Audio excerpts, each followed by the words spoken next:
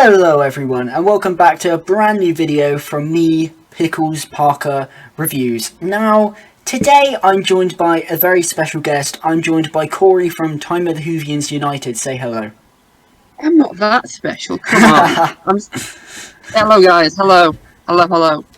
Now, obviously, for those who may be unaware, Corey is a member of a Doctor Who group channel called Time of the Whovians United. It's a great channel, you guys should check it out, and their 1K video was just released, so you should all go check it out. But anyway, Corey very generously invited me onto Time of the Whovians United to have a chat with him about Season 5, the classic season starring Patrick Troughton. So I thought I'd repay the favour and invite him onto my channel to yet again have another chat. And it is something we kind of discussed in that video, and something I saw that you've been discussing, Corey, like you discussed it in your Halloween video, was Doctor Who music and the effect of Doctor Who music. So I thought that would be a great topic for us to discuss today. So I suppose what we can do in this video is just kind of go through the eras and talk about Doctor Who music, how it's evolved, what we like from different eras, and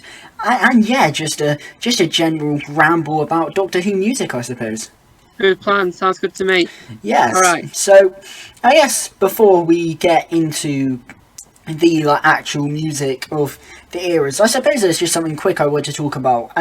It's the Doctor Who theme tune. Now, obviously, the Doctor Who theme tune is iconic, and there's been so many different variations. So I just wanted to ask you, Corey, what is your favourite variation of the Doctor Who theme? Mine is absolutely, most certainly, the Peter Howell theme. Oh, yes. For the 4th and the 5th, and then obviously it's on to the 6th. Coming to a close second, we're talking classic Who here. Coming in a close second, it's the 7th Doctor theme. Yeah. Jeff McCullough, what's his name? But him, anyway, yes, yeah. Jeff McCullough, what his name is. And then for the new series, it's got to be, isn't it really? Series 4. Yeah. The heavy rock theme for Series 4, it's got to be for me. Yeah. Yeah, great choices. I'd say probably for the classic series, I'd probably agree with you that Peter Howell version of the theme is just iconic. I love that version of the theme. I'd say I'm also a big fan of the 7th Doctor one as well. Obviously, the original is amazing, and I'd argue that also I'm quite a big fan of the 8th Doctor theme as well. In terms of the Revived series, obviously you've got the RTD ones, the Series 4 one, and then obviously the Eccleston one. But because it was my first theme, I've got quite a lot of nostalgia for the first Matt Smith one, from Series 5 to 7A. So that's probably my favourite one, just because I've got a lot of nostalgia for it. But I certainly think that there are so many good versions of the theme, and obviously we're just talking about music today, so I won't really talk about like the visuals of the title sequences. But I think that in terms of like your least favourite, I think for me that's quite hard. In terms of theme, possibly 7B, potentially maybe the Capaldi one, or maybe even the current one, which I know everyone loves, the current theme. For me, it's just a bit too bassy and mixed with the visuals, which for me are a bit bland. I don't know, I just find the current title sequence a bit bland. But I understand what they were trying to do with it, but I know a lot of people like that one, so that's certainly an unpopular opinion. But what would you say is your least favourite theme then, Corey? It's very difficult to say because I don't really have a least favourite. Yeah, I don't hate any of them, but However, what I'm gonna say, it might sound not controversial, right? You know, I decided to change the theme itself. It's all very, very bouncy. It's all very, whatever it was. It was very weird. I see. I like it, but I don't think it fits. Again, that's just a random version they made. In terms of like least favourite, though, it's very difficult because I don't like. Even for the new series, I do like the Capaldi. I do, and I do like the series 7 as well, Series 7B version as well. Can't a least favourite. I do like the new one though. I do like the bassiness. I do like the bassiness of it. It sounds very, very very impactful. Very it's very uplifting, shall I say? Very upbeat. But I really can't say a least favourite, but there's none I really.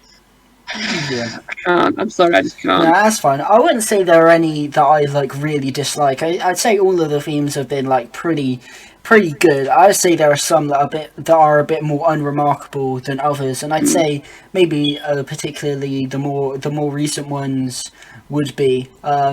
But yeah, anyway, obviously the titles are the most iconic part of Doctor Who music, but it's not the only part of Doctor Who music that really impacts the show. Obviously, Doctor Who has had a long history with music and a long evolution as well, and music can also often impact the stories quite heavily, whether that's in a big way, in a positive way, or in a negative way. So I suppose let's just start off with the very beginning of Doctor Who in the 60s. What are your thoughts on the music in the 60s, Corey?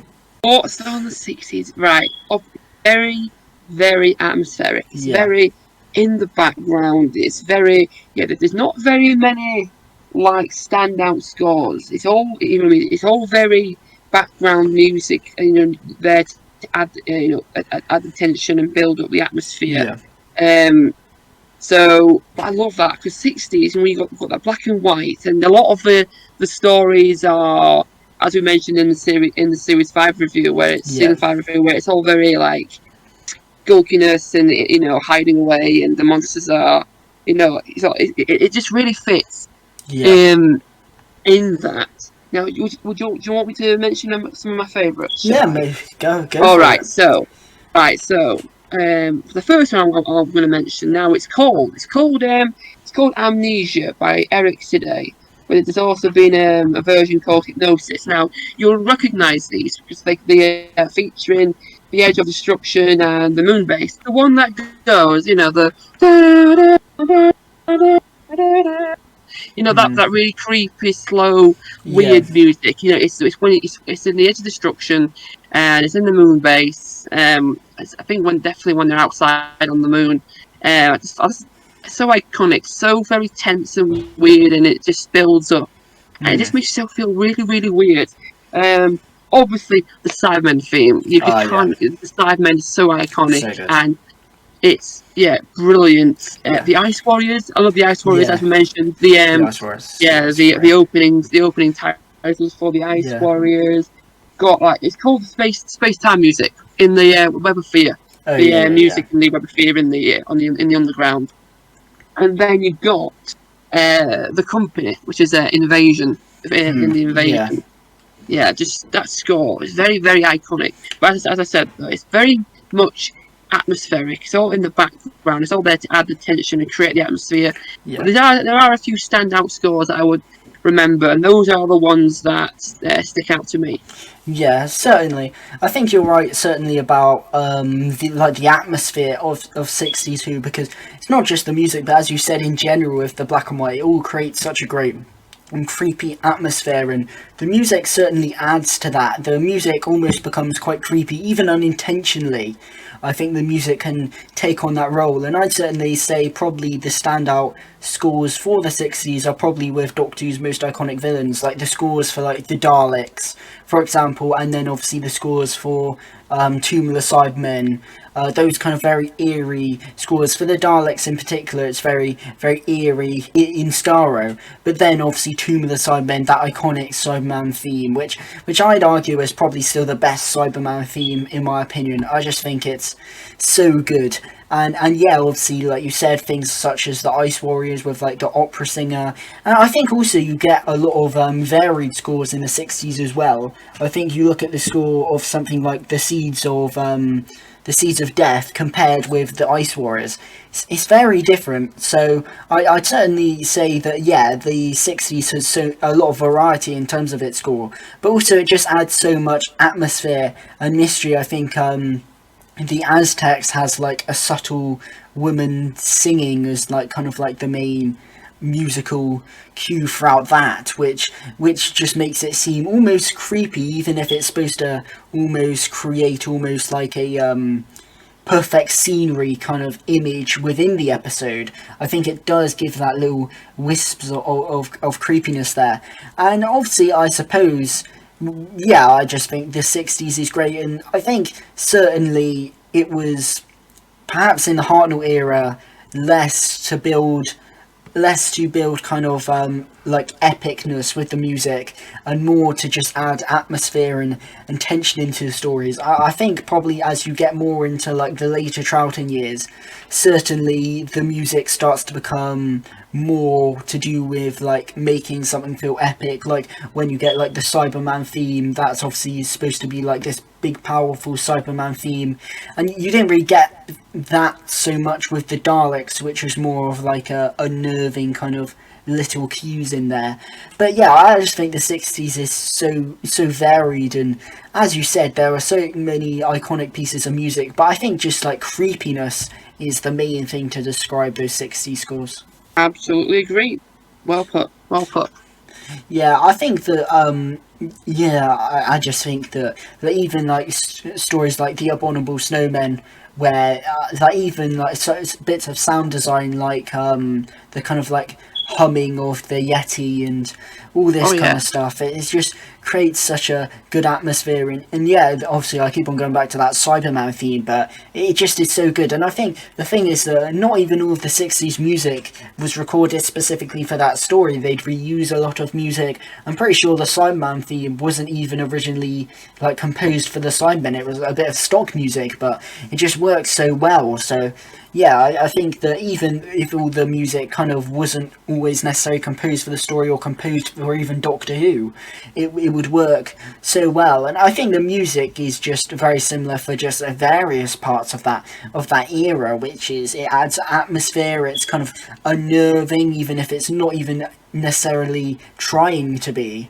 And yeah, I just think it fits so well. And I think with the 60s as well, sometimes you don't even necessarily notice the music, but it's still embedding that atmosphere, which I think is great. So certainly, I'd say the 60s is quite weird. Probably the period in Doctor Who when music was used the least. I don't know if you'd agree in terms of not every scene had music. It was kind of more there, particularly in the Hartnell era, to kind of add atmosphere more than score the story. Whereas when you get into some of the later eras, music was much more common in Doctor Who and was in near enough every single scene. Whereas in the 60s, it's much more scarce. I definitely say, yeah. You do notice there's a lot of spaces, a lot of pauses without music. There can be some scenes that go on for many minutes without music, and it just shows how good the direction of those particular scenes of stories, that they can just go without the music. They can actually make it so good without the music. But when they do put it in those opportune moments, it's when it really. I think for these pieces of music, it's very much enhancing the scenes when it needs to be. When it needs to be more creepy and it needs to try and up the ante, that's when it works so well. But yeah, a lot of the 60s, there's a lot of like spaces when there is new music and it carries all right, and it'll jump in here and there. So yeah, absolutely agree. Yeah, absolutely. And yeah, I think the main thing for the music is it's more to like enhance the story, as you said, which not to say that music isn't used to enhance the story for other eras, it most definitely is, but I feel as if that was its main purpose. A lot of music felt more like almost sound effects than typical like scores that you'd get later on and you'd get today. It was much more trying to create that creepy atmosphere, and certainly with the villains it certainly worked, and a lot of the atmospheres as well, like you said in the Ice Warriors, with that kind of operatic woman really creating the sense of like bleakness in this kind of like snowy environment and how empty and cold it feels. It really does a great job of setting up that atmosphere before you've even got into the story. You've already got a vibe of what like the atmosphere is of this story, these kind of harsh conditions. So certainly I think that it's used to enhance the story. And as I said, you get a lot more variety. I feel as if, particularly when you get into the 80s, a lot of the scores sound quite similar. It's that BBC Radiophonic Workshop kind of sound. Whereas with this, I felt like they used a lot more instruments to really try and create like the harsh sounds of the environment. And yeah, it was just a lot more varied and was obviously used for different things than music is today. You won't get any like big themes for Hartnell if he solved the day. You didn't play "I Am the Doctor" if Hartnell had like a triumphant moment. Very true. It was more to underline the villains and underline the creepy moments. Usually, if it was a big heroic scene, there'd be not much music at all. Yes, absolutely agree. Yeah, definitely. Yeah, so I suppose we've spoken, kind of covered the 60s, I suppose. I'd say we've said some quite interesting things about it. Now we get on to the 70s. Now obviously the 70s was quite a revolutionary period for Doctor Who. Obviously the first series in colour.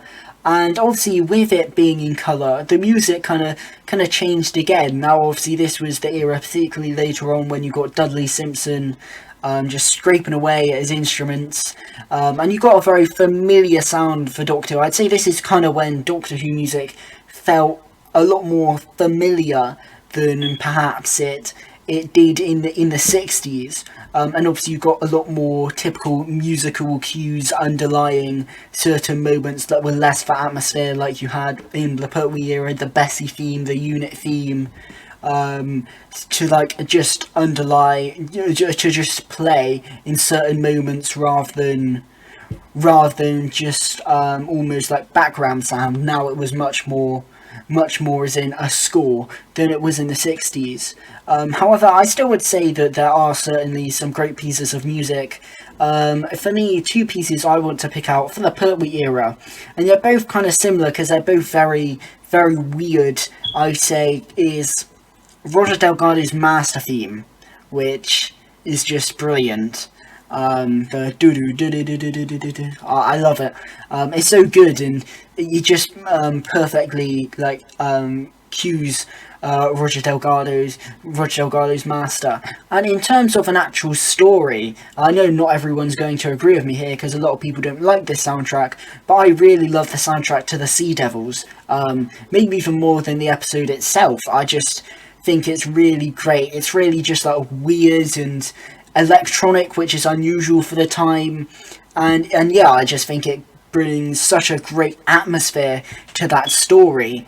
And yeah, it's one of my favourite Doctor Who soundtracks of all time. I just think it's so well, and it gives that story just such a great sense of uniqueness. But in terms of your favourite scores from the 70s, Corey, or the John Pertwee era, just for now, what do you have?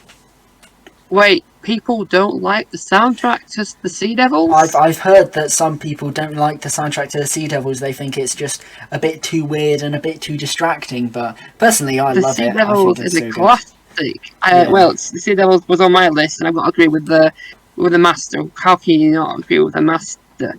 Yes, so you see, the 70s is where you are right. There's they scored more music for the stories themselves. There's a lot of more, sound effects that they've made within music, music itself. You've got Dudley Simpson and Kerry Blyton. Those are the two names that come across this era, who are just so well known for doing things like this.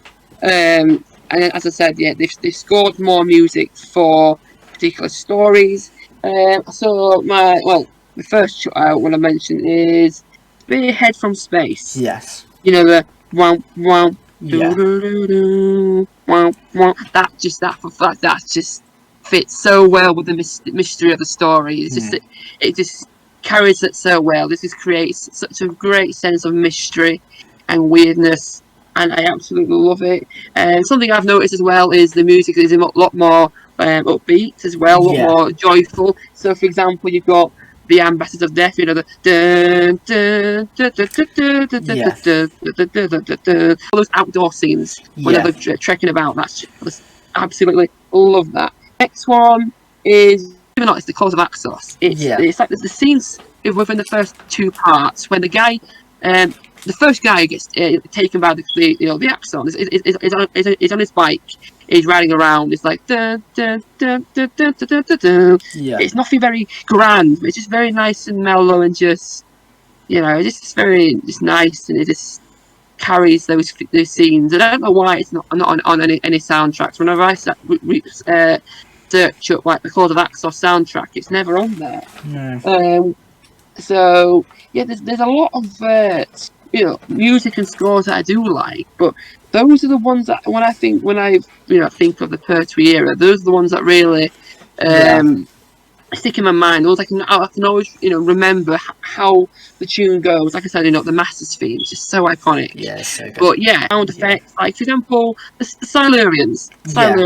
There's a lot of weird sounds that are created just for the Silurians in the caves, and as well, for the Sea Devils. It's very weird music. Like you're just thinking, what on earth is this? Yeah. When you think about it, it just fits so well because they are weird. They are strange, and it just, I think, it was Dudley Simpson, wasn't it, right, who did the whole Series 7? Was it right? Is that right? I'm pretty sure who did Doctor and the Silurians. I think it was Kerry Blyton, actually. Was it Kerry Blyton? Yeah. I think Kerry Blyton is quite iconic for those weird scores. Any more you want to add to that, then? I guess we've kind of covered it for Pertwee. I could guess, obviously, going into Tom Baker, I suppose. Obviously, I think the main score that sticks out to people, and I just think is obviously just iconic, is City of Death. Obviously, that's just amazing. The do do do do do do do. Oh, it's so good, so good. Yeah, you can't not watch City of Death and then not have the entire soundtrack just stuck in your head for the next day. I was just like, after I watched City of Death, I just could not stop humming the do do do do. It's so iconic. I think in terms of other Tom Baker stories, in terms of the 70s, so season 12 to 17, because obviously 18 I imagine we'll cover in the 80s section. But in terms of Tom Baker scores, there aren't many, at least from the top of my head, that amazingly stick out to me. I think that obviously, I think Genesis has a good score, and I think a few others has a good score. I think Seeds of Doom has quite a nice score as well. But I'd say it's odd. There aren't as many Tom Baker stories that I think particularly stand out to me. But what examples do you have, Corey? Yeah, I was very much the same. When I was doing this, I was writing, going through the 50th anniversary soundtrack and individual soundtracks, and I was writing ones down that I thought I liked, and there were loads that I liked. But then I was like, I really should be talking about the ones I can remember. If they're that iconic, I can remember them. So I've only really talked about the ones that are so iconic I can remember how they go. But I do remember Revenge of the Cybermen. That was quite a good one. That was quite impactful. At least, obviously, you've got Genesis. The ones I've got though are actually in the 80s. I've got two more.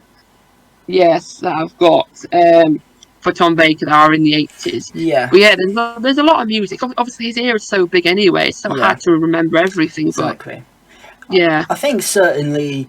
Potentially by the end of Tom Baker's era, Dudley Simpson was perhaps, his music was getting a bit samey, I think, with certain stories.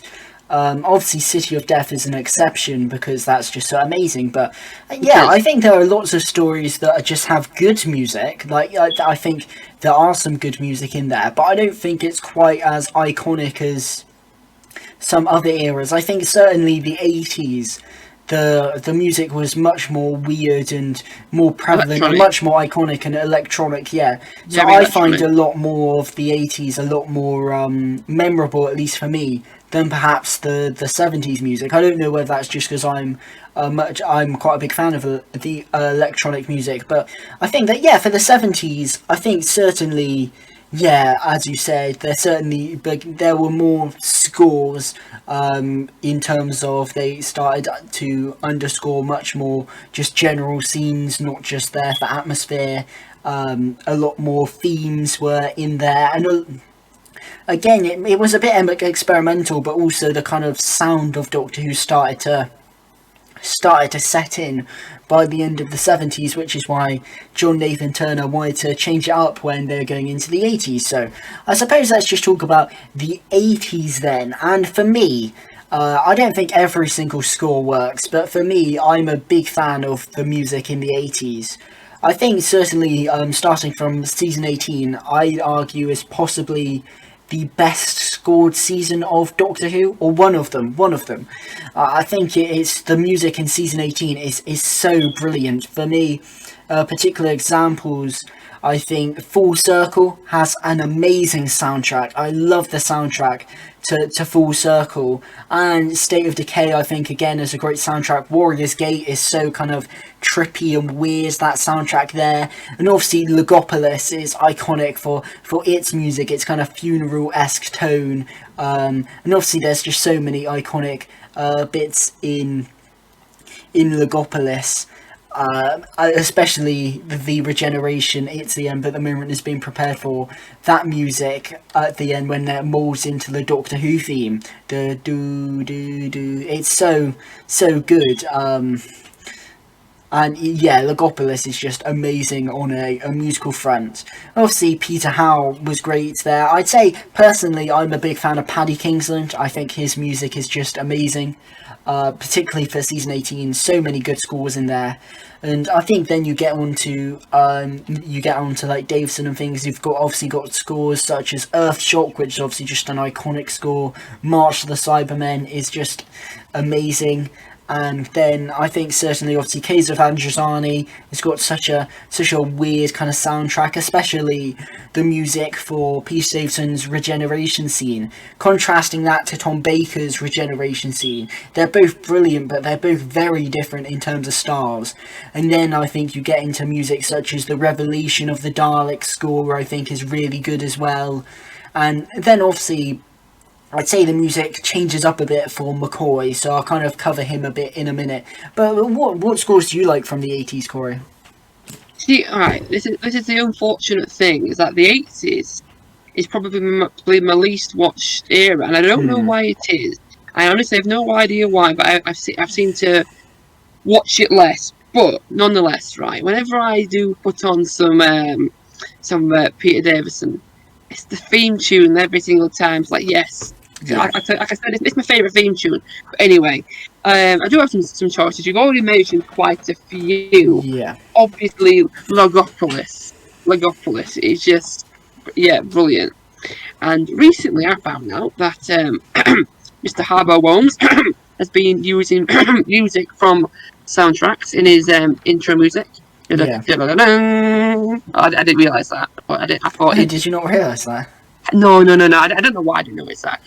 To be fair, I reckon it's because the end of the soundtrack where Tom Baker regenerates is the bit where you go to, because that's But anyway, but listening to the whole soundtrack itself is absolutely brilliant. The electricness is awesome. It's brilliant. But you mentioned Full Circle. Yes. And when I went through the 50 years soundtrack, one that caught my ear, and that's K9 on a Mission. Oh yeah, I love it. Oh, it's so good. It's so good. Yeah. K9 on that's just K9 all over. I just thought, I'm having that. Now when I first watched The Leisure Hive, I might be wrong, but I'm pretty sure when I first watched The Leisure Hive, the music is something that I noted. Yeah. Possibly. I don't know why. That's just something. Whenever I think Leisure Hive, I think music.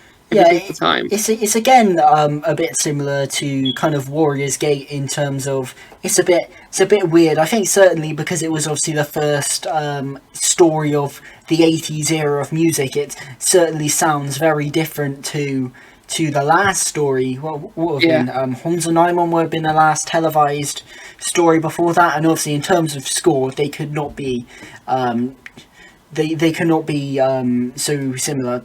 And what's the phrase? They could not be so different. There we go. In terms of score, got there in the end. They could not be so different in terms of score. The Leisure Hive, it sounds so different. But also, I think in season 18 in particular, you can really tell the difference between episodes that are scored by Peter Howe and episodes that are scored by Paddy Kingsland. Because while they are using electronic, they certainly do have a different feel. I think Full Circle, State of Decay, and Logopolis all kind of have a similar soundtrack. Very different. I can tell the soundtrack of Full Circle, but I can tell it differently from State of Decay and Logopolis, but they all have a similar kind of feel. Whereas the Leisure Hive and Warrior's Gate, because they're both done by Peter Howe, they kind of have a similar feel. So although they are both electronic, they do also differ in terms of that approach. But yeah, I love the soundtrack for season 18. And I just think it's great. But obviously, going more into the 80s, what other things did you have? Yeah, I've got Earthshock, March of the Cyberman, dun dun dun dun, that's it. That's just, it's so it's that scene when they're all walking out, marching it towards you. You just feel it, don't you? You just feel it, don't you? And unfortunately, that's all I've got, because I haven't got any more. Unfortunately, there's nothing that really sticks out. It's all very electronic, and it is my least watched. Even I'd say the fifth and sixth Doctor's probably my least watched for some reason. Yeah, I do really like McCoy, but again, I can't really think of any music that really sticks out from McCoy apart from his theme tune and the outro. Unfortunately, I think the Curse of Fenric probably is a good soundtrack. I'm going to say. Remembrance of the Daleks. Remembrance is pretty iconic. The music is quite weird in that, and I think for any other story, I'd dislike the musical approach. But I think for Remembrance, it just like that crazy Kath McCulloch music just works. Yeah. If I was going to mention anything for like the Sixth Doctor, Attack of the Cybermen, I don't know. Obviously, Attack of the Cybermen, they're controversial. I do like the music for Attack of the Cybermen. It's just that Lytton theme. I just can't stand that Lytton theme. I think as well. The very start of the Trial of the Time Lord when the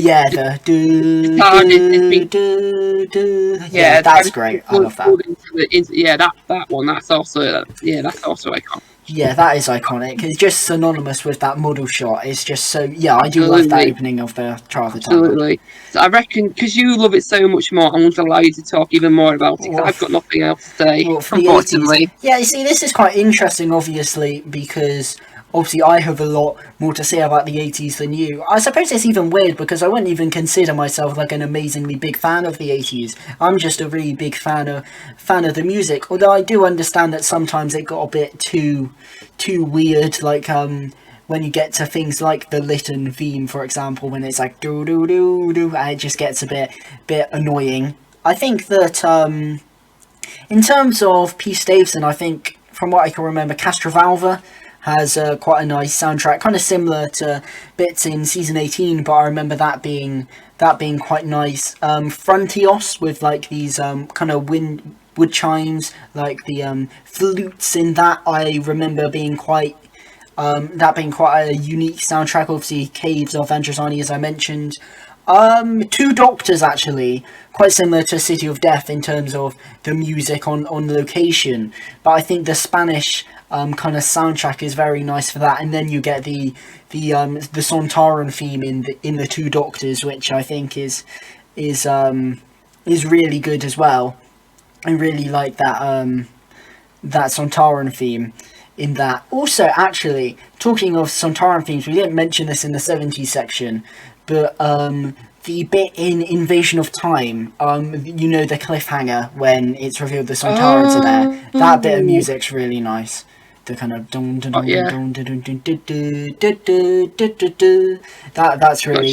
that's really good as well. But sticking on to the 80s, for Colin, Two Doctors I think is a very good soundtrack. Revelation of the Daleks and as I said, the beginning of The Mysterious Planet that's really iconic as well. And in terms of Sylvester, some of his music can be a bit overbearing at the start, but I do quite like the soundtrack to Paradise Towers. I think it can get a bit overbearing, but when it's like got the subtle bit of like the theme, when you're walking, when like the Doctor's walking around Paradise Towers, and it's like do do do. It's like got the theme just kind of subtly put in there, and I quite like that. I think season 24 the music is a bit overbearing. Like you get to Time in the Rani, and it's a bit like whoa, but yeah, I think there are some nice musical cues. I think in terms of music, obviously you mentioned Remembrance, Greatest Show in the Galaxy. I really like the music in that. I think so good. I really like the music in that. Who did that? I think it's Marquez who did that Greatest Show soundtrack. I'm gonna say yes. But... yeah, I really like that one. And then obviously you mentioned like Curse of Fenric and Survival. Obviously the ending of Survival as well. The Somewhere where the tea's getting cold. That kind of music at the end of that is obviously iconic. That bit of music that essentially closed out the show is it really felt really like nice. the close. I mean, they're walking down the street. It just felt like that's the end. Yeah, it felt like really nice. Yeah. I suppose obviously we'd move on. We've kind of covered the classic series. I suppose in terms of the evolution, obviously we spoke about the 60s. It goes from being very atmospheric, very sound effecty, to then going to the 80s when you very rarely get a scene that doesn't have music in, I suppose. It's obviously that evolution of music there and how people treated music within Doctor Who. Obviously, towards the end of the 80s, it's much more score-based, whereas in the 60s, it's much more atmospheric and they're purely to build tension and nothing else. And then I suppose the 70s is much more of that kind of middle ground between the two, I suppose. But then obviously we would go on to the modern series. But before we go into that, I just wanted to speak about the music in the TV movie. Yes. Which is just so good. I love the music in the TV movie. Yeah, if you speak to BTEC Pyro, yes, he will show you. They will tell you how much they love the music. Yeah, they appeared on my they did. My video about reviewing the movie, and they will tell you that the music is great. Yeah. I thought the music was alright. I thought it was pretty good, to be fair. Yeah. I thought it was very definitely lived up to the whole movie vibe. Even the theme tune. With the theme tune, I really get the feeling it's a film. It's a movie. I'm a big fan of the theme tune in the TV movie. It's very grand. It's very cinematic. And I felt the music was actually pretty good, to be fair. Yeah, I'd say it was one of the best parts of it, actually. It's just such a good score. And obviously you've got the do-do-do-do, that bit, which is great. But also how's it go? The do-do-do-do-do. Like the meteor is dancing with like that kind of bit. It was like these shoes, they fit perfectly. That music that plays a lot throughout the film, I just think is really nice as well. And I think certainly in terms of like that being a movie, that was certainly the part which I think they put a lot of effort into that score, because it really is nice. It's a really nice score. It is. The Who Am I? The Who Am I bit as well. Even the inclusion of like Madame Butterfly and the music at the start. Where it goes time. Yeah. That song, that was really good as well. Yeah. Yeah. I suppose in terms of like just to quickly cover this, I realised I didn't mention it. In terms of like actual like songs in Doctor Who, I know you're a big fan of the Ballad of the Last Chance, the Ballad of the Last Chance Saloon in the Gunfighters Choir. I know that's your favourite piece of music. Who told you that? Who told you that information? Who told you that? When you listen to that on isolation, it's not that bad. And it's all right in the actual gunfight. It's okay. I think I just once you heard it again and again and again, it gets a bit annoying after a while. On its own, for a moment, I really thought, honestly, then when you said, I thought you were going to say the Beatles, because I was about to say the Beatles, because I thought you were about to talk about actual music in Doctor Who. I was literally going to go. I think probably will hear it. Yeah. I went the beat, and as soon as you said the ballad, I was like,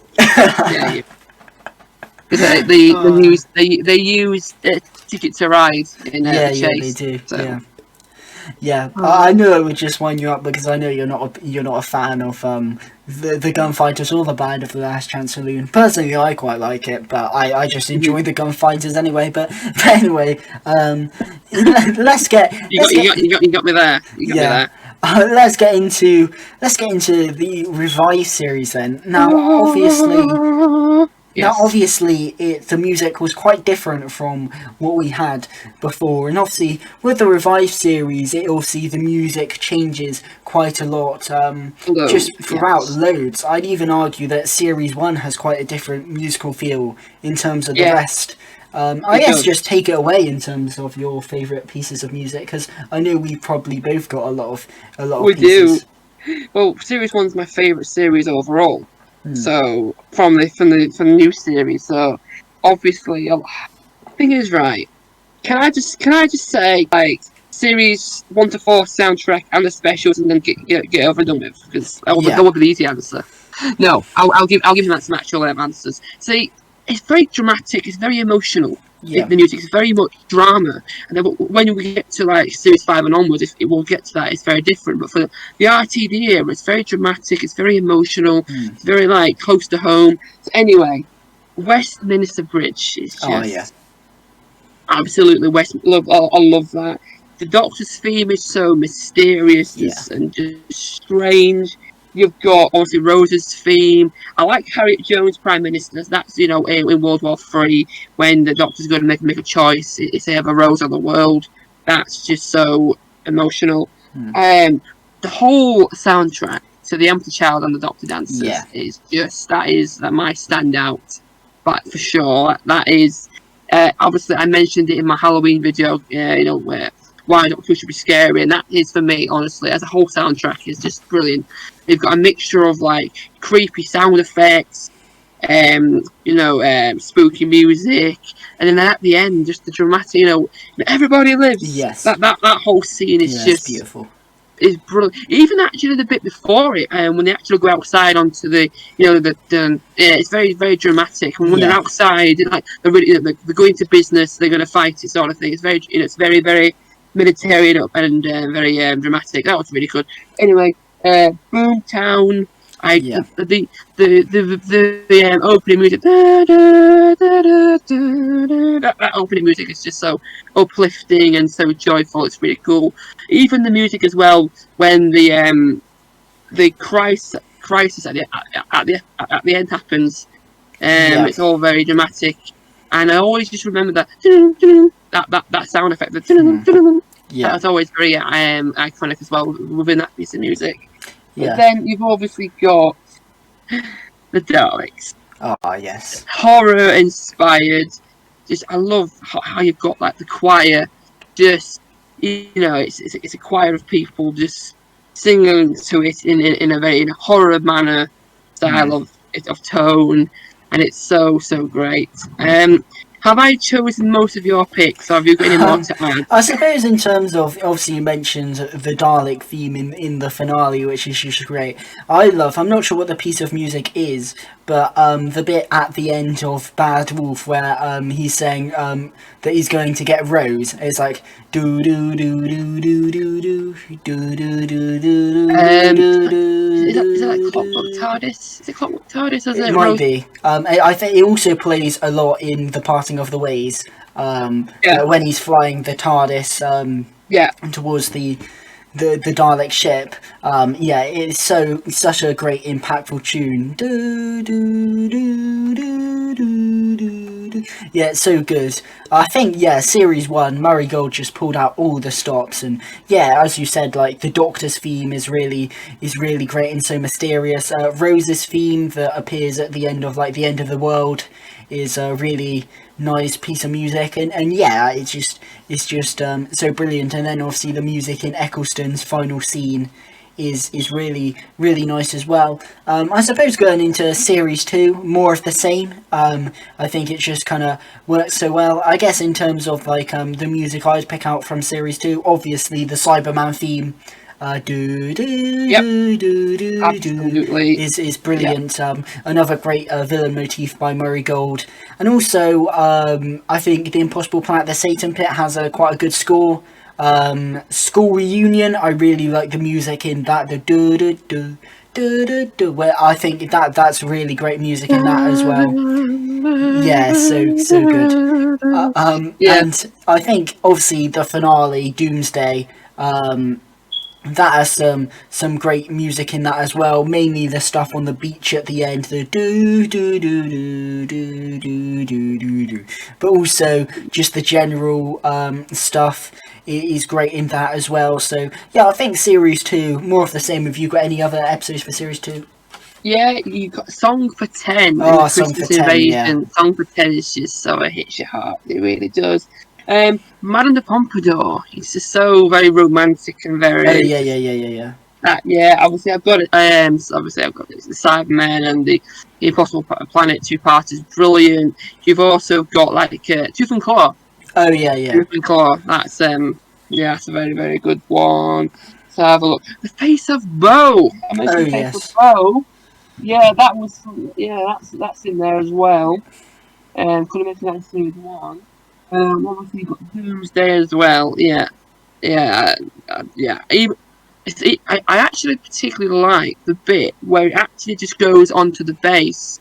You know, Yeah. dun dun dun dun dun dun dun. You know that's that section where it's just the bass and the guitar, and you go down down Yeah, that's very nice. That bit is really good as well. Just, But yeah, series 2 it is different, yeah. But I do actually think I know it's not music, but this is where they really started to use that, the ringing bell, the school bell thing. Yeah. Whenever you've got danger, that's whenever when they really brought it in, and I think they really really used it well. Yeah.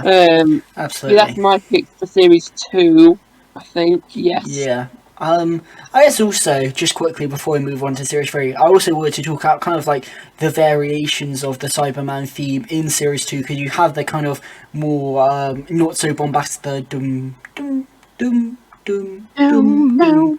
Yeah, like it's that kind of like subtle bit, particularly at the start of Rise of the Cybermen with like Lumic and stuff. Yeah. I think that's quite nice as well. Obviously, Runaway Bride, I think it's mainly known for, obviously, is that the introduction of the Donna theme? I'm pretty sure is in that one. The do do do do do do do. Yeah, they might have made. I think they might have actually put it in there. Yes, they have. It's called A Noble Girl About Town. I think they might have. Yeah, used it there. Yeah, I'm pretty sure they do. Probably would have done. Use it in that one.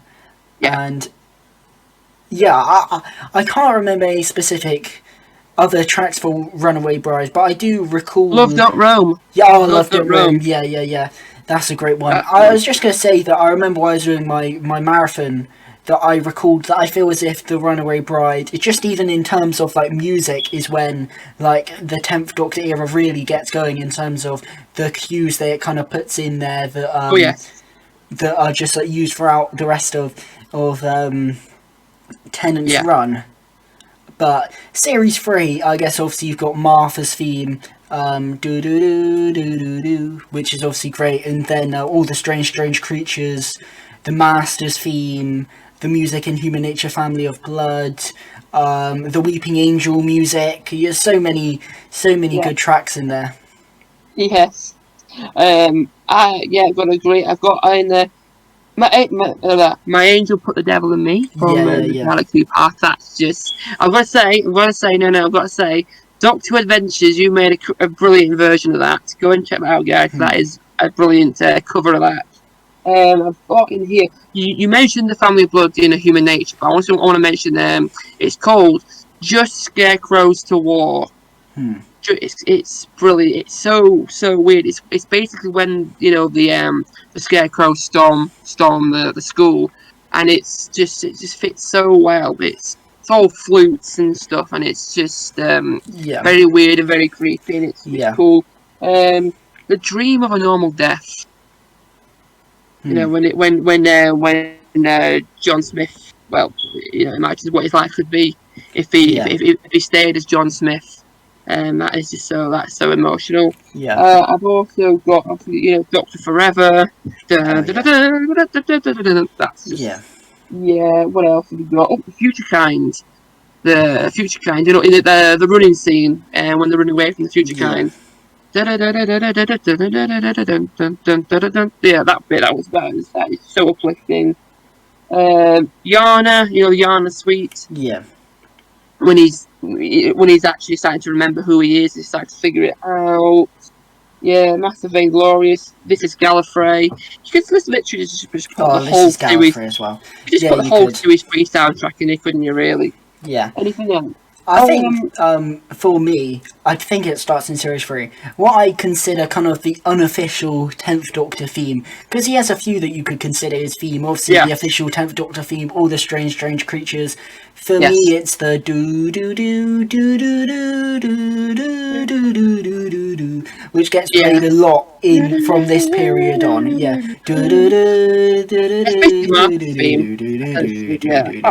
Yeah, and they play it a lot. It's kind of a variation of Martha's theme, and it gets played a lot in Series 4 as well.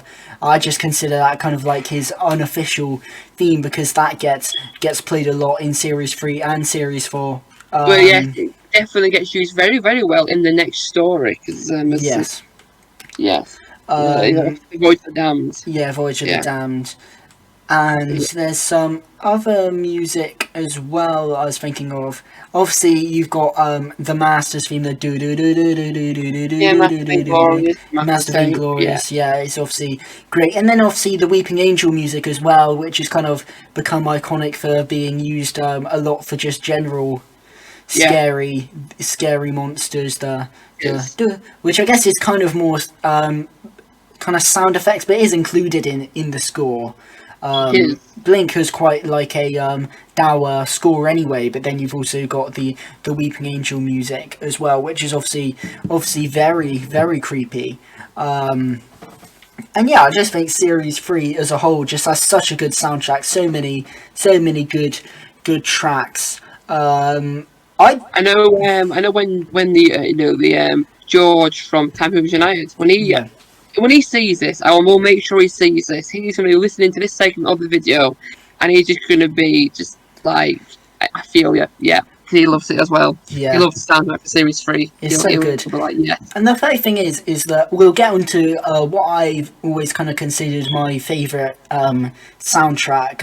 No one will be certain. It won't be a surprise for many people, judging by my biased overall. But actually, speaking about this Series 3 soundtrack, I've never actually realised just how much I like it. It actually does have a really good claim to best soundtrack of the revived series, because I didn't realise how much I actually really like it, but just speaking about it here, it's so good. There's so many pieces of music I like in this. I think Series 3 and Series 4 is those soundtracks are so good. I'd say Series 4 is kind of an extension of Series 3, very much how Series 2 is an extension of the soundtrack of Series 1. Series 4 is an extension of that. I think you get more variations of the unofficial 10th Doctor theme that I mentioned before. I cannot remember what that track is called. Is it Doctor Forever? And I think there's a alteration in Series 4 that I remember it has never actually been released. But yeah, that's really great. Obviously, Donna's theme. I think there are particularly a lot of great music. Silence in the Library, Forest of the Dead is one I'd like to bring up for just being phenomenal in terms of music. I particularly love the end bit at the end of Forest of the Dead, when he snaps open the fingers and it's got River Song recalling the story, and it goes the do do do do do do do do. Right. Yes. That is on there. That is in the Series 4 soundtrack. Yeah, it's part of the Doctor's theme, but I remember it as like that end bit or Forest of the Dead, when River Song's saying that everybody knows that everybody dies and all that kind of stuff, and then it just kind of plays as the Doctor snaps open his fingers and the TARDIS doors open, which is a great scene anyway. I love Silence of the Library, Forest of the Dead. It's the best Tennant story in my opinion. And then just like the stuff for the Vashna, the Rada, and all that the stuff, the do do do do do. Oh my god, so good. Yes, absolutely. Yeah, and the like magical music at the start is do do do do do do. Yeah, absolutely. Do do do do do do do. So good. I love the music for Silence of the Library, Forest of the Dead. Also, there's Song for Freedom, I think it is. The Ood song, is that the Ood song? Well, so that is Song of Captivity. Yes, that one. Song of Freedom is the one they play when they pilot the TARDIS at the end. Yes. Both great tracks. Song of Captivity is obviously a beautiful song. Song of Freedom as well is amazing. The music for all of the finale, Star on Earth, Journey's End, is great. Obviously, you've got the Dalek themes, which are so good. I think it's the hold on, I'll just get this up. Not very prepared here, but are you talking about the music that plays when the Doctor wipes Donna's mind? Yes, that's a great bit as well. The Rueful Fate of Donna Noble. Yeah. Also, in terms of Dalek music, there's the Dark and what's it called? Endless Night. Dark and Endless Nights. You've done a lot more research than me, but yeah, that soundtrack is great as well. The soundtrack for Davros. The score for Turn Left as well is really great. The score for Midnight is just really creepy. That soundtrack for Midnight is really great as well. And yeah, I just think Series 4, again, really good score. Like Series 3, just really great stuff in here. And yeah, as I said, I'd probably say best scored story, Silence of the Library, Forest of the Dead has got to be a contender for me for one of the best scored stories of Doctor Who ever. I love the score in that, but Series 4 is great. Have you got any more picks for Series 4? I assume we're going to do the specials separately, aren't we, right? Yeah. It's fine. Right, yes. Well, we kind of skipped over the Void of the Damned. Yes. I want to mention the Stowaway. I find that quite a song, Stowaway. And as you were saying about the da da da da da, that one, part with the speech, where he goes, I am the Doctor, I am 906 years old, I'm from the planet, that the whole speech with that piece of music is just brilliant. Right, what else have I got to add to that? Unit rocks. Unit does rock. Yes, that is. Okay. Rutherford, I know, but mentioned that one already. Dark and Endless Night, mentioned that already. Song of Freedom. Yeah, I've got a few more for the specials I have. But I've got to agree with you there. They are, again, Series 3 and 4. It's when Murray Gold nailed it, like properly nailed the music perfectly. Like, yeah, you could literally, if you wanted to, we could just hand in the soundtracks for 3 and 4 just right now and go, there you go. If you want to see an example of a perfect soundtrack of music, hand that over. Yeah, absolutely. That's so good. There. So yeah, do you want to move on to the specials? Yeah, absolutely. I think the specials are scored very well. I think obviously for me the standout story is End of Time in terms of score. All the regeneration stuff in that. Obviously you've got Valdatium, which is obviously an amazing track for Tennant's regeneration. I think also you've got the Ood. What's it? Hold on. Yeah, the bit Song for 10 Reprise, I think, is the bit which the Ood sing when they're like, we will sing you to your sleep. That bit is really nice, and then it's just called Val or Valet or Vale. Valet. The do do do do do do do do do do do. Oh, it's so good. I love that track so much. so emotional. And even though I'm not the biggest fan of like the kind of Walk of Fame at the end of Time, that track almost makes it worth it, because it's just so good. Then you've got Four Knocks, that bit when when Wilf knocks on the thing, is so good. The that's a real tearjerker. It's a real tearjerker. It really does. It's really good as well. It fits perfectly for End of Time. I'm obviously skipping ahead here, but it's also reused in Time of the Doctor, when Clara reads the 11th Doctor, the poem about 11 hours over now, the clock is striking 12. And even though it's reused, I think it works really well in that scene as well. That's just a beautiful track. All the Time Lord stuff, obviously, the Master stuff. It's obviously kind of almost reused kind of tunes from series 3 in terms of all that stuff, but it's still really great as well. And also the soundtrack for the Waters of Mars as well is really good. Is there any other special stuff you want to touch on? I've got Validation, obviously. I've got a Victorian Christmas, the opening to the next Doctor. I just find it very, very Christmassy, very, very joyful, and I love it.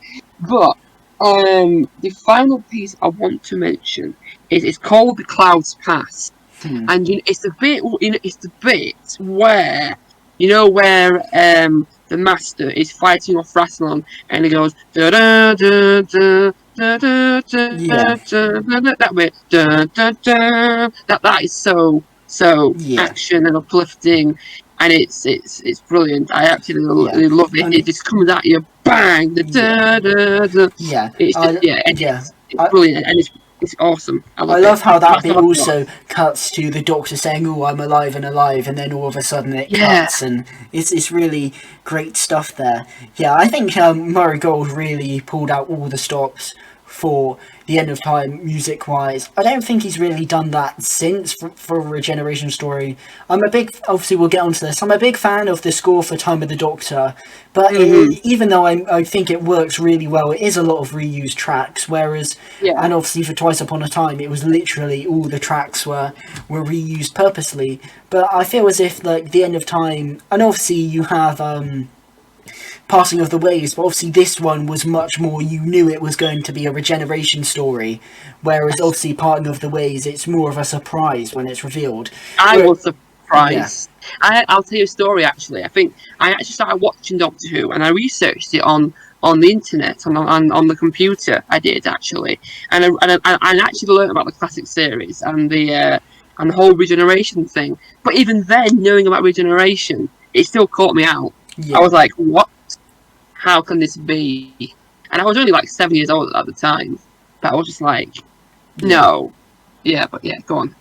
Yeah, absolutely. I think, it's just a very, very many unique tracks, and Murray Gold really pulled out all the stops in the End of Time. Is there anything else you want to say about the specials before we move on to the Stephen Moffat era in Series 5? There isn't really any apart. I'm going to say this is probably the point that transition. Now, from here onwards, there are still good pieces. There are loads of good pieces of music, but I feel like from this point onwards, there's not as many iconic. There's a lot of tracks that are just there in the background. We'll get to that, but from this point onwards is where it kind of transitions, I'd say, music wise. Move on.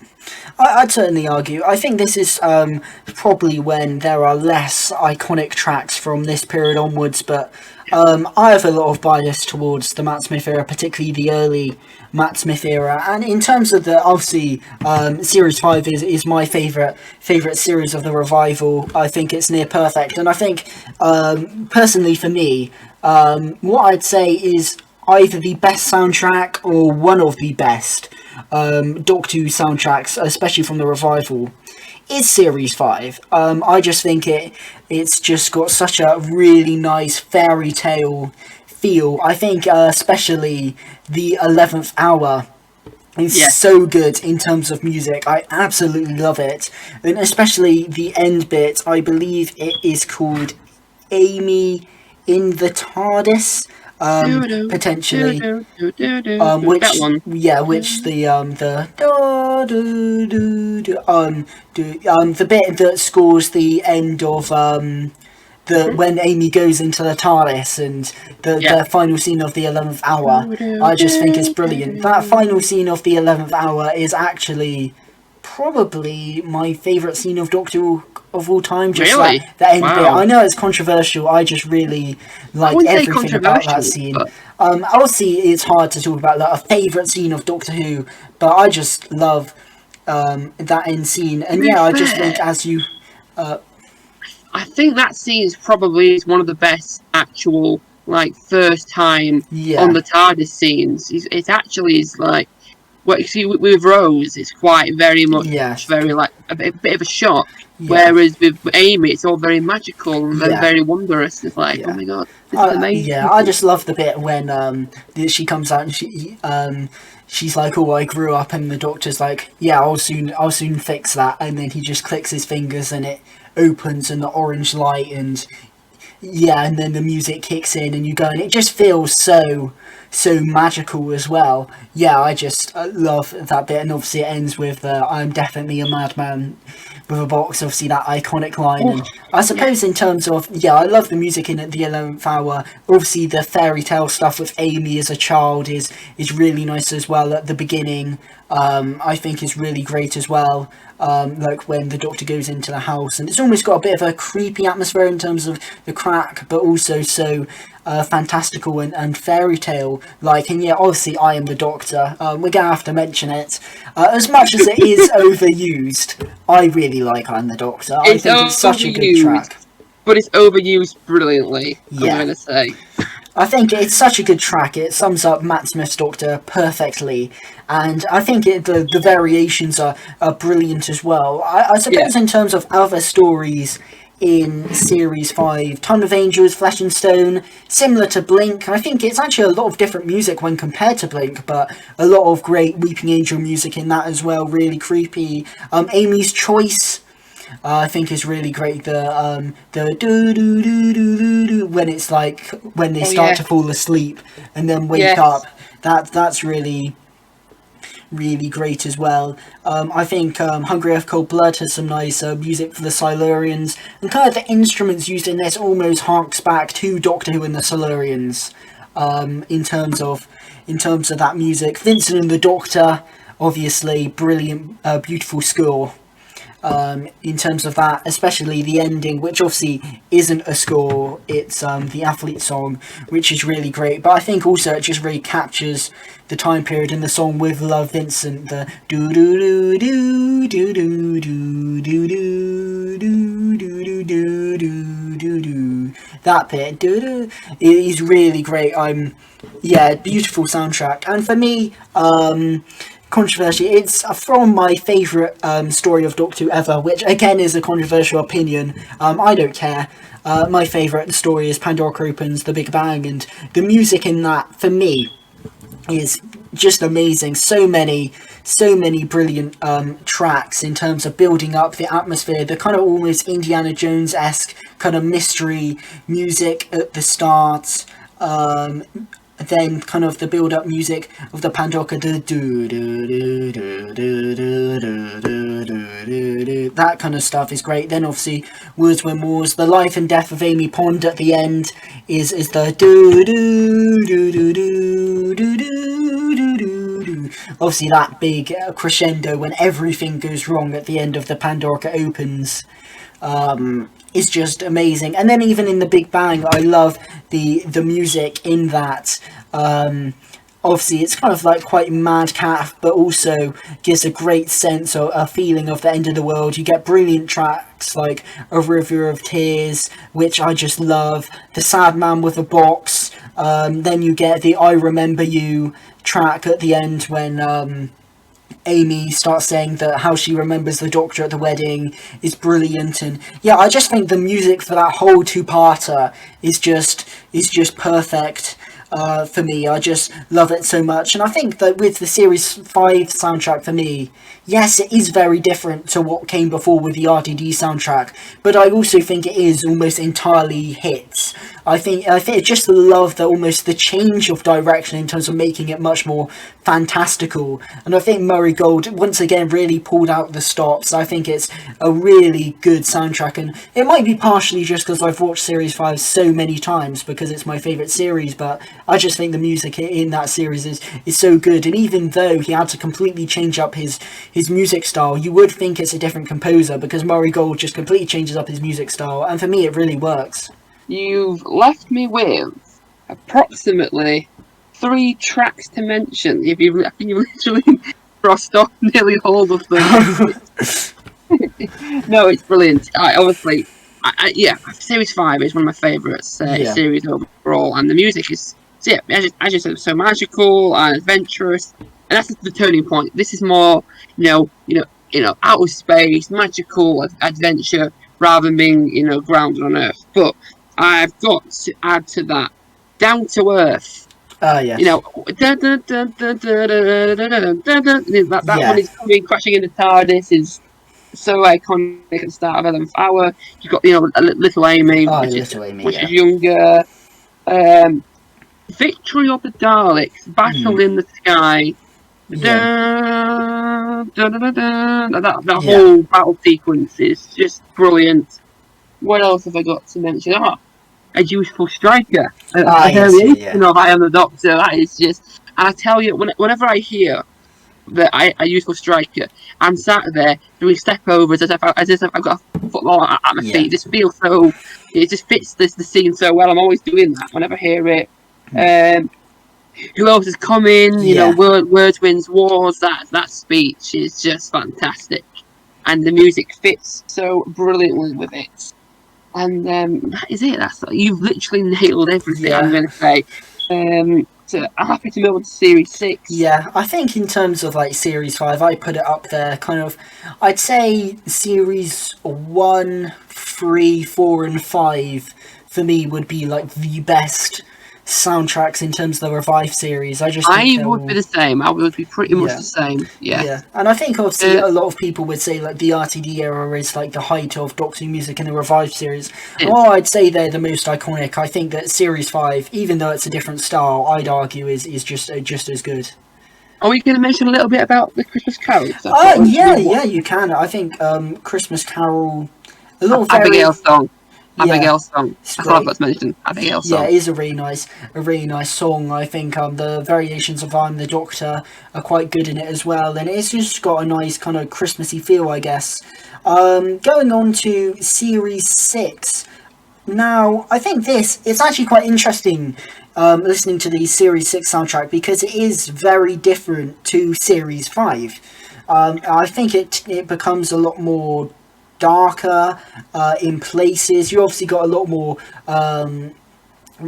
variations of I'm the Doctor, but it also becomes a lot more darker and more menacing in such as the music in Rebel Flesh that almost people... I think there's a track called Ransacked, which gets reused in stuff like Closing Time and the Wedding River song, is quite a very dark and underlying track that I think works really well with the Doctor knowing he's about to die. Obviously the stuff in Impossible Astronaut Dare the Moon, I think that's really a really great episode in terms of score. Obviously I'm the Doctor in Utah.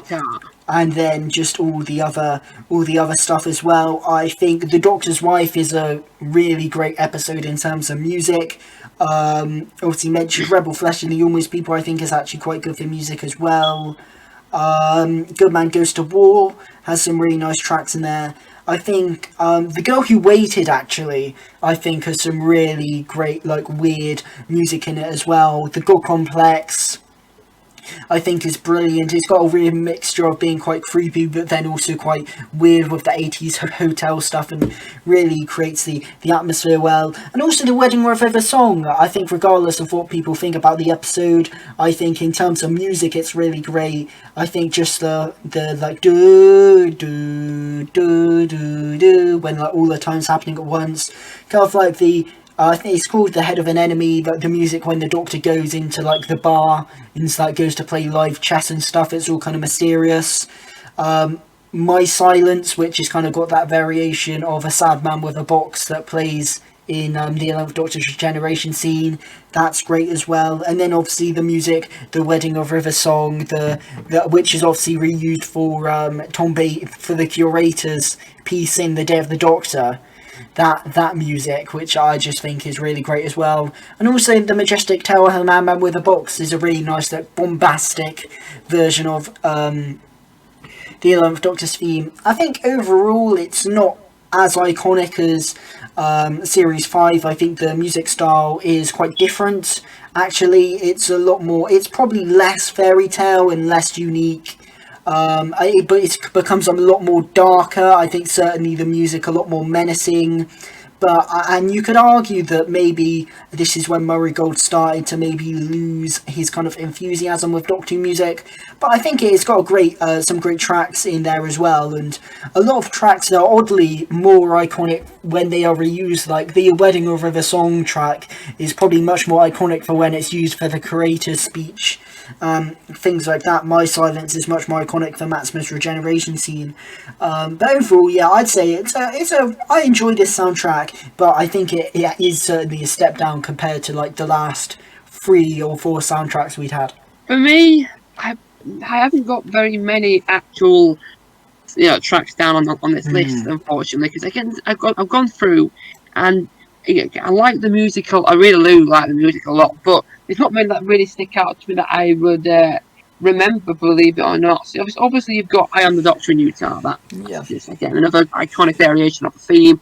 But I've got down the Night Terrors. That's very creepy. Again, on my video about scary music, of course, that's got to be on there.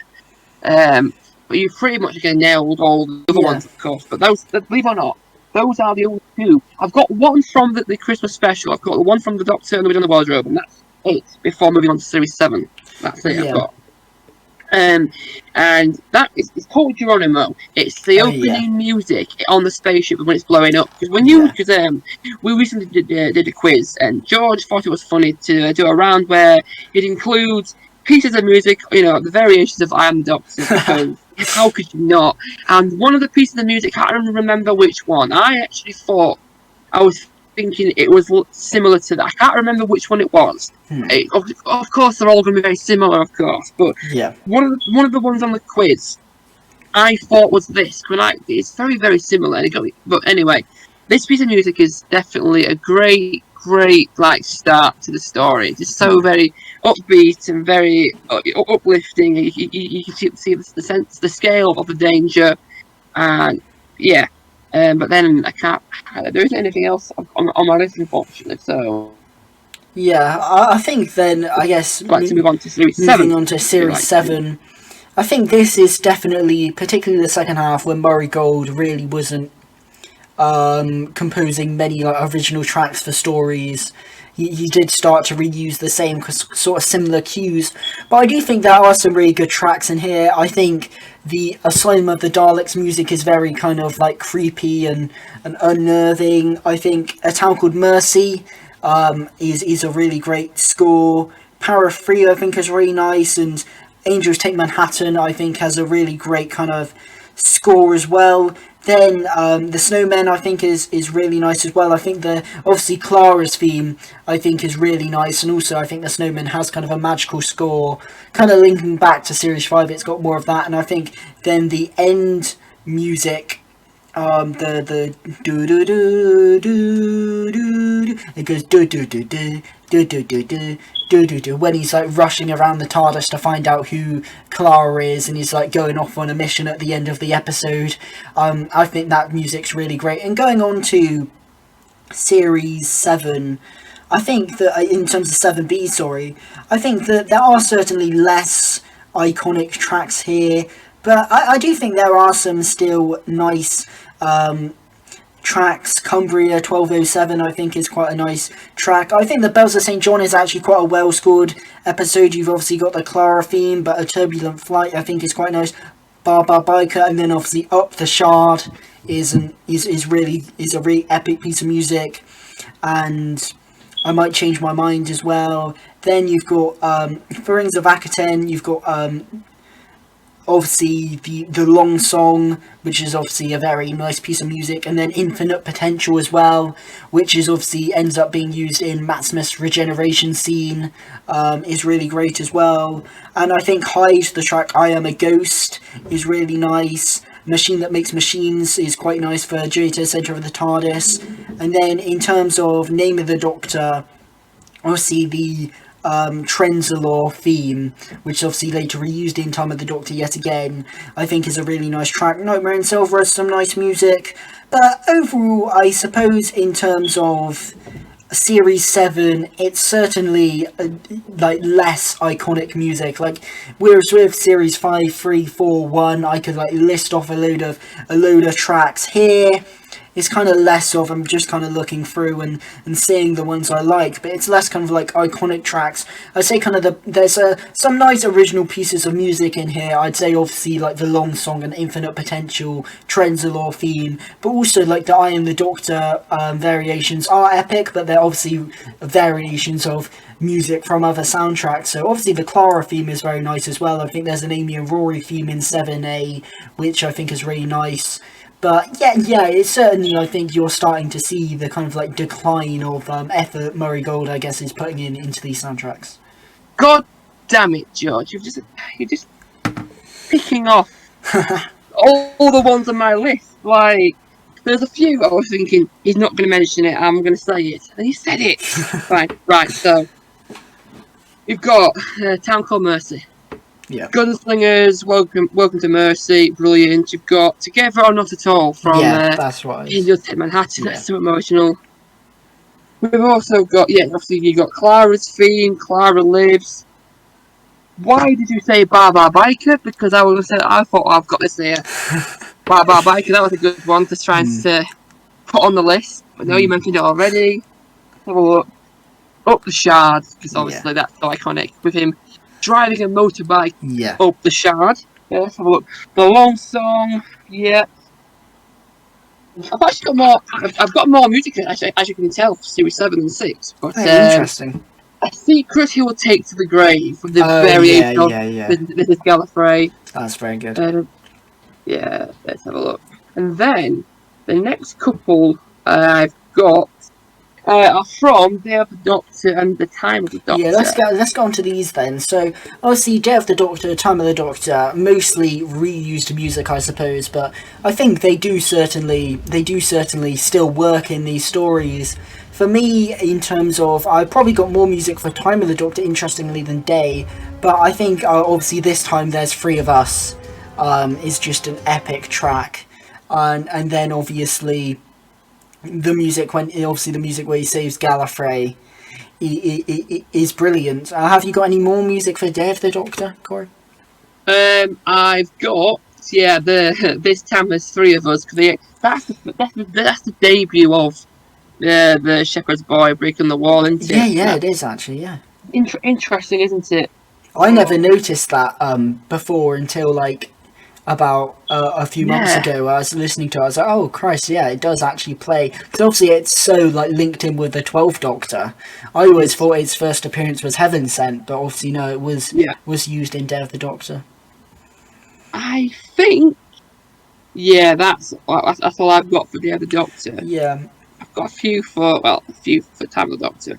For Time of the Doctor, for me, just going through these, I think the message, just like I don't really know how to describe it. Like, you know, like the sound effect they play is like the message at the beginning of Time of the Doctor. I can't even mimic it. I don't know how I'd even go about mimicking that. But yeah, I think that's really great. In terms of music, I think just the general fairy tale atmosphere of Time of the Doctor, kind of bringing that back from Series 5, I think that works really well. The Crack, I think, is a really great piece of music. A piece of music I really like, I never hear anyone speak about this, is Snow Over Trenzalore. It's the bit that plays when the Doctor and Clara are having their conversation up on the kind of like tower, I guess, where obviously the Doctor's been living, and they're like eating the marshmallows and looking at the sunrise. It was actually originally supposed to be used in Day of the Doctor in the Fourth Doctor's speech, but they obviously put the Wedding of the song in instead. Where Handel dies. Yes, yeah, in that scene. It's so emotional. I think that's a really nice piece of music. Then obviously it's not from the story. I don't think it's actually on the soundtrack, but obviously Four Knocks from obviously End of Time I think works really well in Time of the Doctor also. Never Tell Me the Rules. It's really great. I'm sorry. I was like, that's the one I'm going to mention. I'm sorry. Sorry, can't continue. And then obviously it's got a really weird track name, but Trends of the Law / The Long Song / I Am Information. I don't even think those are the right tracks, but the 11th Doctor's Regeneration music. Song for Four, Home. Yeah. I know what you're on about. So the 11th Doctor's Regeneration music, that is kind of Trends of Law, then I think it goes into Infinite Potential, and then My Silence at the end. I just love the 11th Doctor's Regeneration scene anyway, no surprise there. And I just think that the music, even though it is reused, I think really, really brilliantly underscores that. And yeah, that's for me. I think Time of the Doctor, even though it is a lot of reused music, I think it really fits as well. It fits a lot of like the magical atmosphere, and also I think it just has kind of a somber note, but yeah, also it just kind of, I like Time of the Doctor for how it feels kind of magical, kind of harking back to like the early Matt Smith era, kind of links that kind of back in. It feels a lot like a fairy tale, and I think the music certainly contributes to that. Have you got any more stuff for Time of the Doctor, Corey? I do apologise for that outburst. No whatever that. I honestly thought the way you were speaking, I thought you was going to brush over that one and go straight to the regeneration scene. I was like, never tell me the rules. That is a brilliant bit of music. That is. And the only one I've got to actually add on is called Hello 12. It's when you 12 at the very end. Very mysterious, and it's like, honestly, I don't know if you know this, but I think according to Peter Capaldi himself, you know his first lines? Yeah. They was improvised. I had no idea. Honestly, apparently, according to him, it was improvised. But he, I think he improvised it, but I think he might have done it. I had done a secondary. I can't remember. I'm pretty sure he said, basically, Peter himself, he wanted to come out with something. Also like what David Tennant was like, teeth, new teeth. Yeah. And then Matt Smith was like, legs. I've got legs. Oh, I've got hair. Whatever. He was like, I need something else to be iconic. And honestly, I think when you watch the scene now, you can kind of look at him, and he's. I think just before he says it, I think you can tell in his body language that he's sort of like thinking it up. That's sort of like. When you, it's like that body language where you're tensing yourself as you think of something, and then it just comes out, and then it just goes kidneys. Yeah.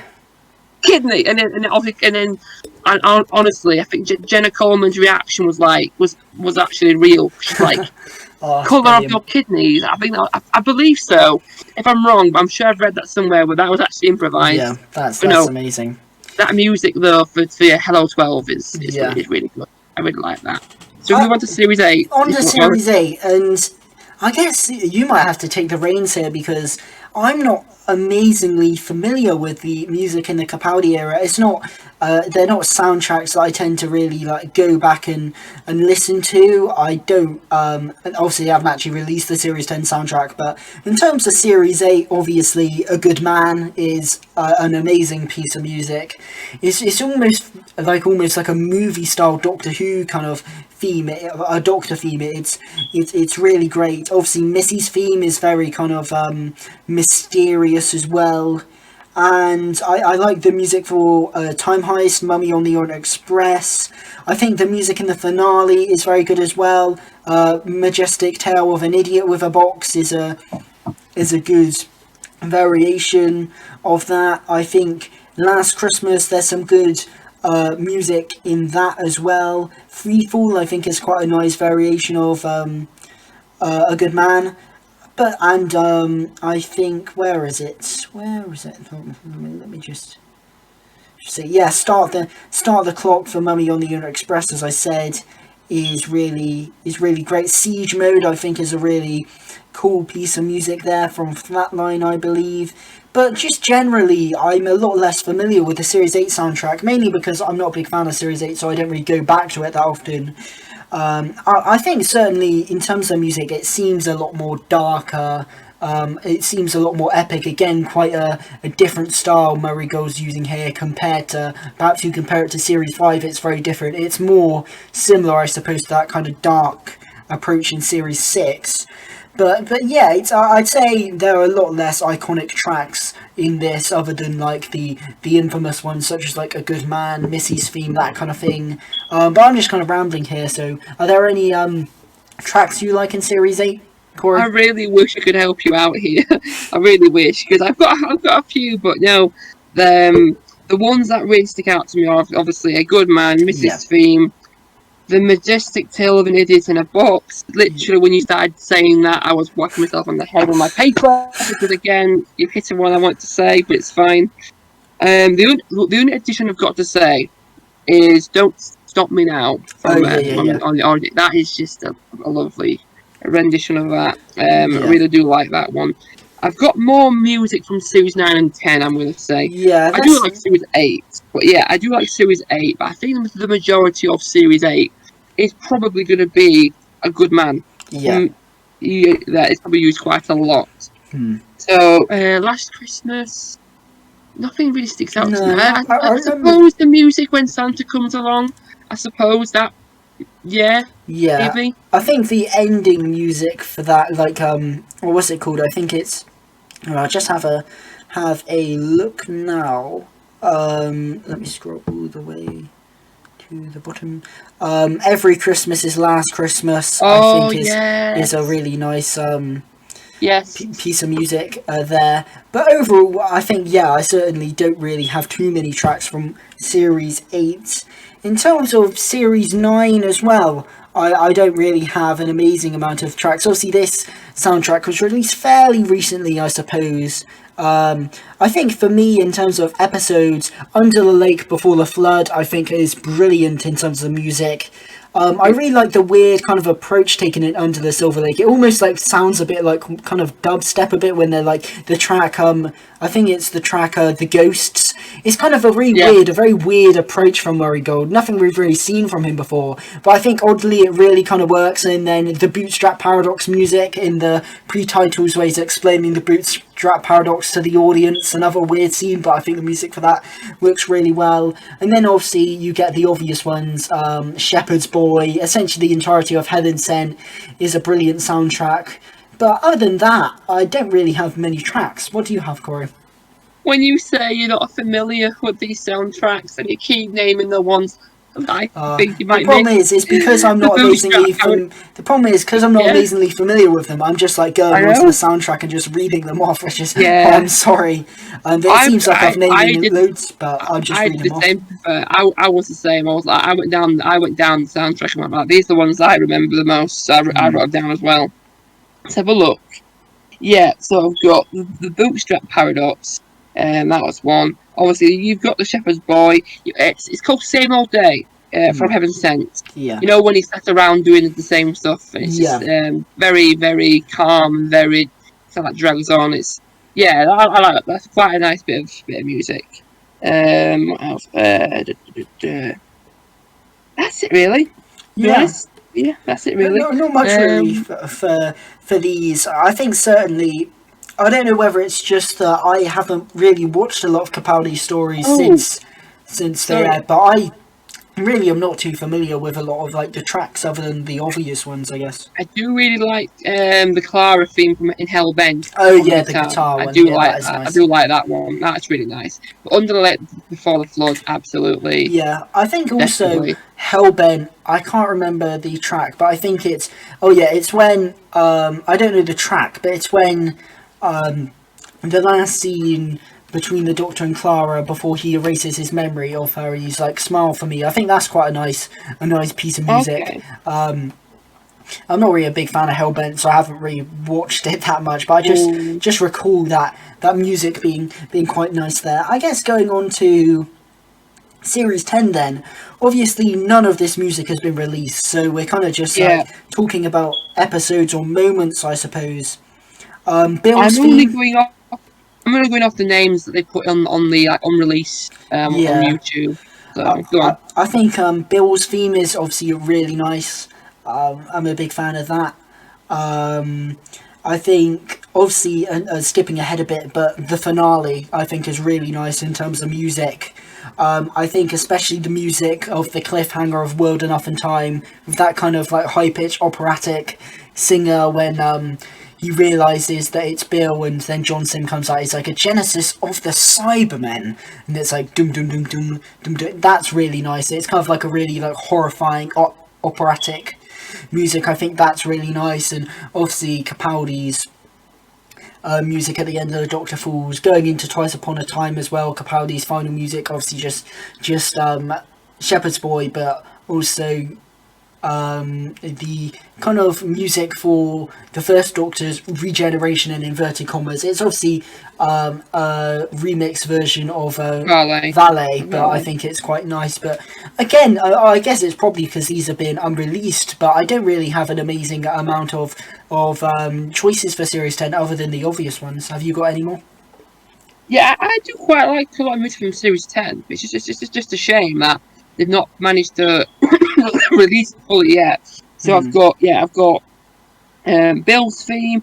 Yeah, the one you talked about is called Genesis of the... Well, it is called. I imagine if they was when they do... I know Murray Gold said ages ago he is in the works of actually releasing it. It was, anyway. He was a while back. I reckon they will call it that. They will call it Genesis of the Cyberman. Where there's tears, there's hope. Yeah, I've got that really sad one. That is probably one of the most sad pieces. That is probably for me one of the most saddest, emotional pieces of music there is in Doctor Who. I'm being serious. The one you mentioned, I think, is they call it Every Single Time You Lose. It's when he's fighting the Cybermen in the forest. That's a really good one. I like that one. I think the music for Extremis is quite nice. That kind of like almost. Yeah, that stuff is nice. And there's a nice little variation of this is Gallifrey in there as well. I've got a few more. Let's have a look. Goodbye Doctor, it's called. I think that's Twice Upon a Time. Possibly Out on the Battlefield, and you've got Breaking the Wall. The version when he regenerates. That's also on my list. Any more? And to be fair, Twice Upon a Time was the reuse. Also, with it being Murray Gold's last story, he reused a lot of his famous music, of course. It was a bit of a shame he didn't make anything new for it. Yeah, I think there are a couple of new bits, but it's a lot of just variations of old stuff. Which I think it would have been better if the 13th Doctor's first theme wasn't just the 9th Doctor's theme. But to be fair, when did they start making Series 11? I don't. When did they start doing it? I feel like they finished Series 10, and then that's the point they started doing Series 11. So I don't think Segan really was commissioned to make anything for 13 until the new series, I believe. I just think it would have been nice if Murray could have at least made one. Would have been nice. It would have been nice. An original piece for that. Well, I guess. Moving on to Series 11, Series 12. Again, I guess a lot of people probably say that you could argue it's because of my bias towards the 11th Doctor era and obviously the RTD era, whereas that was where I could just list off tracks I really liked, whereas when we moved on to the Capaldi era, I really couldn't name that many. And even moving on to Series 11 and 12, there aren't particularly many tracks, I suppose, that I can really reel off that I really like. I think the atmosphere, obviously, it's a lot more minimalist, a lot more ambient in Series 11 especially. Obviously, you've got 13 is the 13th Doctor's theme, I think, is quite nice. I remember, the music in The Woman Who Fell to Earth is quite nice. I remember the music in Kablam being quite cool. And if I remember rightly, It Takes You Away has quite a nice score. And I think Spyfall has some quite nice music. I'm quite a big fan of Nikola Tesla's Night of Terror. I think the music in that is actually really nice to do with Tesla, and I think the music when they're concocting their plan as well, and you see them put it into action, is really great as well. And just Tesla's theme, I think, is really good as well. And then I suppose just skipping ahead to the Timeless Children, I think that's got a really nice score as well. I think Sega Nakanola brought out all the stops there, but that's kind of the only real tracks that really stick out to me in terms of Jodie's era. Have you got any more? I've actually got a lot more. Now, interesting. I think a lot of people do say, I think Segan's music is very more classical because it's very atmospheric in the background. There's not very many key pieces of music that really stand out. I've got a few. I reckon a lot of it's a lot of like tones and sound effects in the background, and it builds an atmosphere. So what I've got is, obviously you've got 13's theme. You've got the Sonic Screwdriver, that bit. Remember you on that scene. You've got, it's called The Warrior, which is Tim Shaw's theme. I'm a big fan of that. We've got Rosa Parks, the opening music for Rosa. Oh yeah. I do quite like that. Yeah, you know what? It Takes You Away. Got a pretty good soundtrack itself. Kablam, yeah, I'd say so. I've got more though for Series 12. So you've got. So Series 12, you've got Doctor the Doctor, you know, the spy music. Oh yeah. Also, I presume you're probably going to mention it, but something I said, I thought Spyfall had good music, but I think probably the standout track is obviously the Master reveal. The Spy Master. The Spy Master. It's such a good track. Absolutely. I've got you mentioned Nikola Tesla's Night of Terror. I've got The Future Is Mine. You know, at the very end where he goes, The Future Is Mine. Track. That is very good, very uplifting, very motivational for the future. I've got here a Skifer theme. The actual it's really weird because that is just a load of noise, and it's all very carnival-esque sort of. It's very like carnival-esque, just a mix of weird noises. But to be fair, I actually do like it. I do actually like it as a theme. You've got Jadoon transmission warning, so it's like the very start when the Jadoon are like starting up, and that we've got that. Of course, you've got You Miss Me Right when Captain Jack. Oh yeah. That's I love that bit of uplifting, and that scene is just, you know. I'll tell you this, believe it or not, on the night when he started speaking, I never actually picked up it was Captain Jack, and my dad went, "That's Jack, innit?" I was like, "You what? What do you mean it's Jack?" And I heard him again. I was like, "Oh my god." And then we saw him, I was like, "Oh my god, how did I not notice that?" And then we've got, you know, the theme for Zellin in Can You Hear Me? It's called Blood Watching Your Dreams. That. I just love that. It's just such a great. It's nothing too dramatic. It's just very, very creepy and weird. And it's just every single time you see him, it's just. That's just brilliant. It's called Quicksilver. That's from The Haunting of Villa Deodati, which basically is the theme of the Cybermen. You know,